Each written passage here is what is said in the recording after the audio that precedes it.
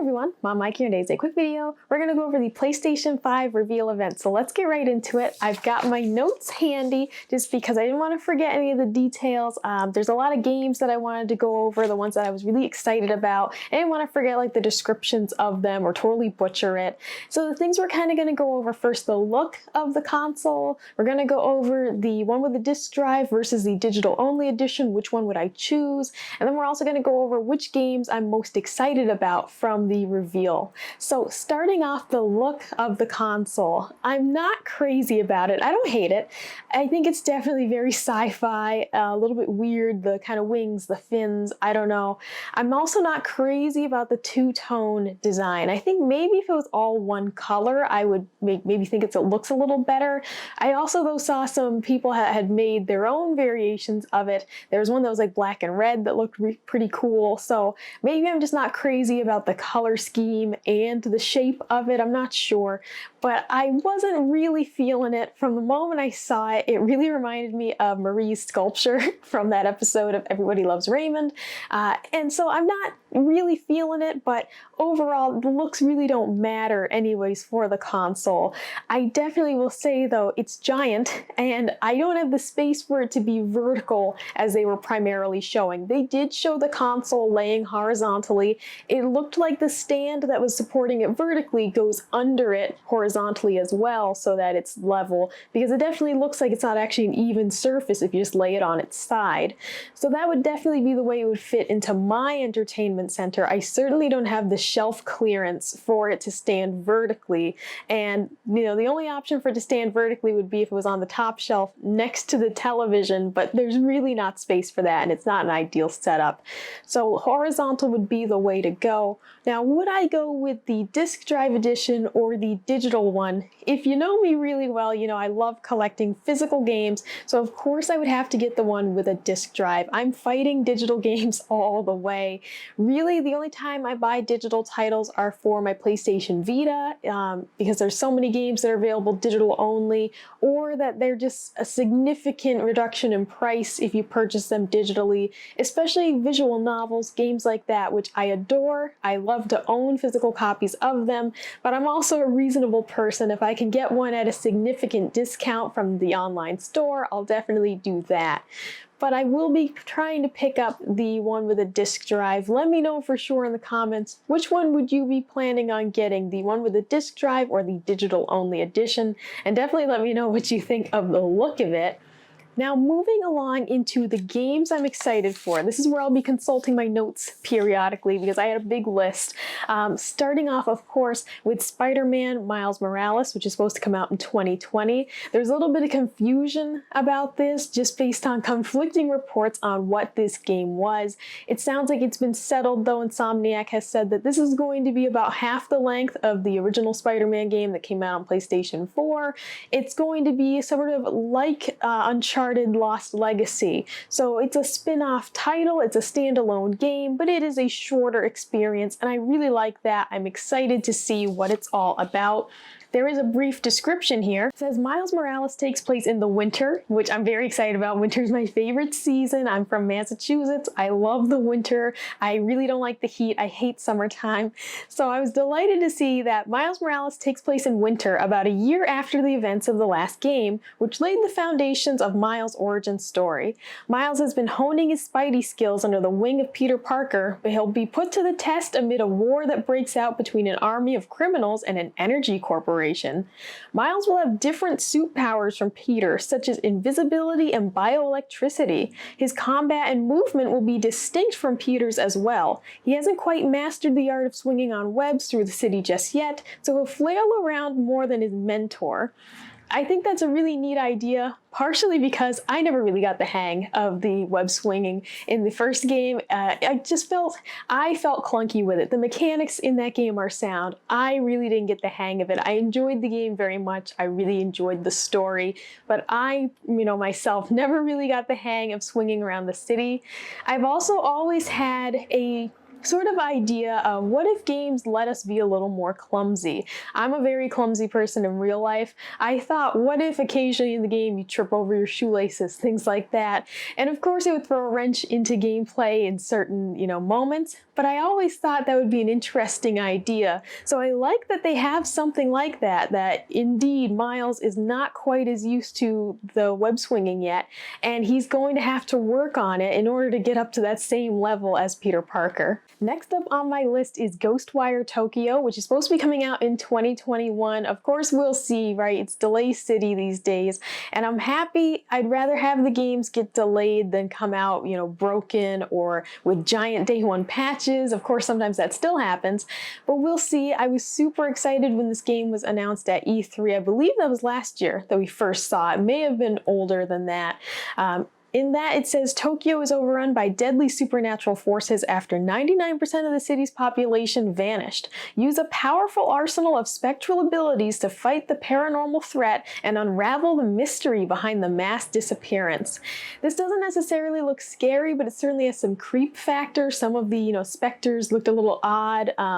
In the trailer, some of them just look like, disembodied clothes walking around, but then it would transform into a, more spooky, scary ghost.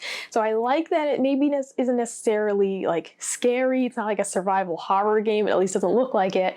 But it's got some creep factor, some tension. I like that a lot. It also gave me a little bit of a BioShock feel, just in the combat, the way that it was first person, the way they had the fiery hands. There was one of them that I don't actually think it was ice. It was blue. It kind of looked like kanji, like Japanese letters were flying out of his hands. At first I thought it was ice cubes. When I looked closer, I think it was actually the letters, the characters. But it kind of just gave me a BioShock vibe. There was one that was kind of like a force push away that looked really cool. So the combat has definitely interested me. The mystery has interested me. And I was really happy that they showed more of that game. It's one I'm totally looking forward to. All right, next up is Stray. This is coming out in 2021. This game allows you to play as a little stray cat lost in a strange and decaying cyber city full of robots. A hint in the game is that Rest in Peace Humans is spray painted on an alley, and they said that suggests that humans have gone extinct, and the kitty with a tiny backpack is in charge of solving all the mysteries. In an interview, the creative director of the game said that exploring the strange world we are building feels really fresh when you're sneaking under a car or walking on the rooftops with the inhabitants below unaware of your presence. Alternatively, you can just meow endlessly to annoy them. I really enjoyed that thought of being a cat. Obviously, I love cats. I thought that was really cool. It's cat with a robot sidekick, but it is a really cool idea of you're the cat, so you can go underneath vehicles, you can go really high up. That concept of exploring the world in a new way just seemed like a lot of fun, and it is something I think about. My parents have cats, and whenever I go to visit them, I think, what are you seeing from way down there? What's the world look like to you? So I thought that is a really neat concept, and I'm excited to see more about that game. As a cat lover, it had me hooked as soon as I saw it. Next on the list is Goodbye Volcano High, which is supposed to come out in 2021. Goodbye Volcano High is a cinematic narrative adventure about love, change, and the end of an era. Guide Fang through their final year of high school as they try to make things right before time is up. That phrase, cinematic narrative adventure, that made me think of Life is Strange. I'm curious if it'll have a similar feel to that.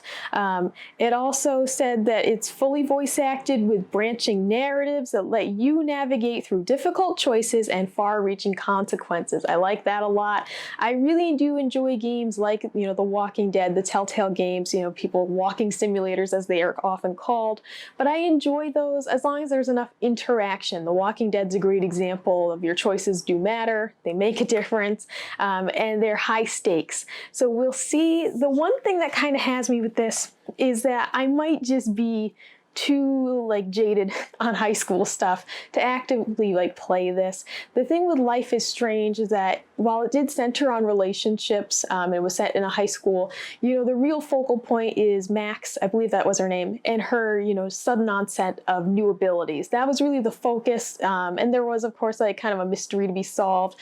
And there was a lot to that game, a lot to unpack there. I don't know if this one being so focused on the final year of high school, I don't know if it's going to grab me.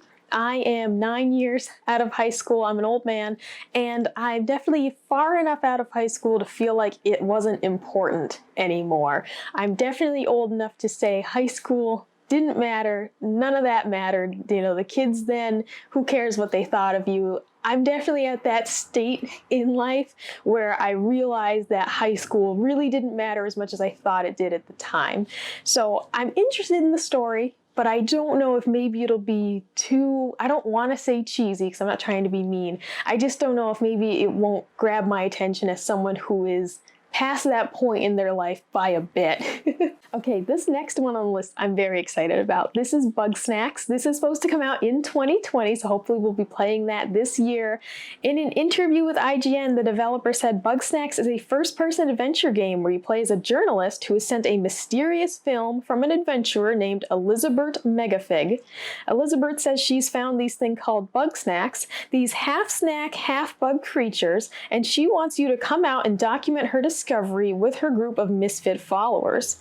You go to the island, you find that she is nowhere to be found, and instead run into some of her followers. It looks like we've got a mystery on our hands. This did give me some like Viva Pinata vibes. I don't know if it'll actually be anything like that game, but the colorfulness of it, the little characters, the way they were running around, it just made me think of Viva Pinata, which is one of my all-time favorite games, and I always hoped that we'd get more of them. There was like the party game one, but it wasn't quite the same. I was always hoping for another one on the newest consoles, but I am excited to see more of that. And if you're familiar at all with Ooblets, the developers of Bugsnax, frequently go back and forth with the developers of Ooblets on Twitter. It's really funny because the idea in Bugsnax is that you do eat the creatures. In Ooblets, which is coming out for PC and Xbox One, you don't eat the creatures. And it's really funny. They have hilarious Twitter interactions when they ask the Ooblets devs, like, can you eat those creatures? I can't remember. It's very funny. And if you're also interested in Xbox or PC games, I recommend checking out Ooblets. That's one of my highly anticipated titles, and I'm very excited to see when that will finally release. It's supposed to be summer 2020. We'll find out.